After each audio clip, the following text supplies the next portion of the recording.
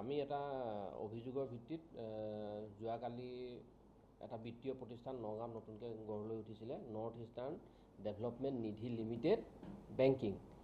এই প্ৰতিষ্ঠানটোত আমি যেতিয়া তদন্ত কৰি দেখা পাইছোঁ যে প্ৰায় 500মান মানুহক তেওঁলোকে মানে অবৈধভাৱে একাউণ্ট খোলোৱাইছিলে আৰু তেওঁলোকৰ পৰা পইচা সংগ্ৰহ কৰিছিলে, কিন্তু পৰৱৰ্তী সময়ত যিটো ৰেট অফ ইণ্টাৰেষ্টত মানুহক পইচা ঘূৰাই দিম বুলি কৈছিলে সেইখিনিতো তেওঁলোকে প্ৰবঞ্চনা কৰিছে।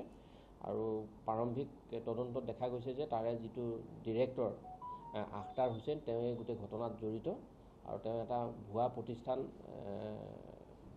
ৰেজিষ্টাৰ কৰি পেলাই আৰু তাৰ নামটো অকণমান সলনি কৰি পেলাই ৰাইজৰ মাজত এইটো এটা ভুৱা বিত্তীয় প্ৰতিষ্ঠান এটা চলাই আছিলে। গতিকে যিখিনি আমি এতিয়া এভিডেঞ্চ পাইছোঁ তাৰ ভিত্তিত আখতাৰ হুছেইনক গ্ৰেপ্তাৰ কৰি পেলাই আমি পুলিচ ৰিমাণ্ডত ল'বলৈ চেষ্টা কৰিছোঁ 7 দিনৰ, আৰু তেওঁক জেৰা কৰাৰ পিছত অধিক তথ্য আহিব আমাৰ হাতলৈ, তেতিয়া আমি আৰু পৰৱৰ্তী গ'লে মানে পইচা উঠাব গ'লে মানে বহুত দায় ধমকি দিয়ে, পইচা নিদিওঁ বুলি কয়, কি কৰিব পাৰিবি যা পইচা নিদিওঁ এনেকৈ ধমকি দি পেলাই পঠাই দিয়ে।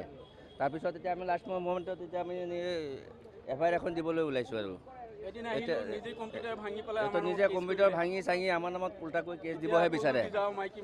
টকা আছে 10,600 টকা, আজি 17 মাহে হৈ গ'ল, আৰু এখেতৰ আছে 56,000 এখেতৰ আছে।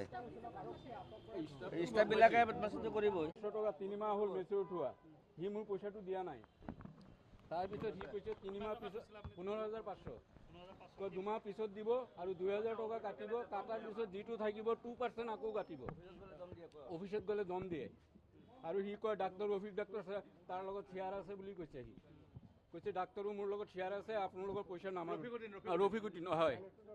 সি আমাৰ তিনিটাকে মানে ইয়াৰ 56,000 না 56,000 দুমাহ হ'ল মেজৰিটি হোৱা, এতিয়াও দিয়া নাই। দিম বুলি কয় আৰু বেছি কথা ক'লে সি খং কৰে। হয়, আমি এটা অভিযোগৰ ভিত্তিত যোৱাকালি এটা বিত্তীয় প্ৰতিষ্ঠান নগাঁৱত নতুনকৈ গঢ় লৈ উঠিছিলে নৰ্থ ইষ্টাৰ্ণ ডেভেলপমেণ্ট নিধি লিমিটেড বেংকিং। এই প্ৰতিষ্ঠানটোত আমি যেতিয়া তদন্ত কৰি দেখা পাইছোঁ যে প্ৰায় 500মান মানুহক তেওঁলোকে মানে অবৈধভাৱে একাউণ্ট খোলোৱাইছিলে আৰু তেওঁলোকৰ পৰা পইচা সংগ্ৰহ কৰিছিলে, কিন্তু পৰৱৰ্তী সময়ত যিটো ৰেট অফ ইণ্টাৰেষ্টত মানুহক পইচা ঘূৰাই দিম বুলি কৈছিলে সেইখিনিতো তেওঁলোকে প্ৰবঞ্চনা কৰিছে। আৰু প্ৰাৰম্ভিক তদন্তত দেখা গৈছে যে তাৰে যিটো ডিৰেক্টৰ আখতাৰ হুছেইন তেওঁ এই গোটেই ঘটনাত জড়িত আৰু তেওঁ এটা ভুৱা প্ৰতিষ্ঠান ৰেজিষ্টাৰ কৰি পেলাই আৰু তাৰ নামটো অকণমান সলনি কৰি পেলাই ৰাইজৰ মাজত এইটো এটা ভুৱা বিত্তীয় প্ৰতিষ্ঠান এটা চলাই আছিলে। গতিকে যিখিনি আমি এতিয়া এভিডেঞ্চ পাইছোঁ তাৰ ভিত্তিত আখতাৰ হুছেইনক গ্ৰেপ্তাৰ কৰি পেলাই আমি পুলিচ ৰিমাণ্ডত ল'বলৈ চেষ্টা কৰিছোঁ 7 দিনৰ, আৰু তেওঁক জেৰা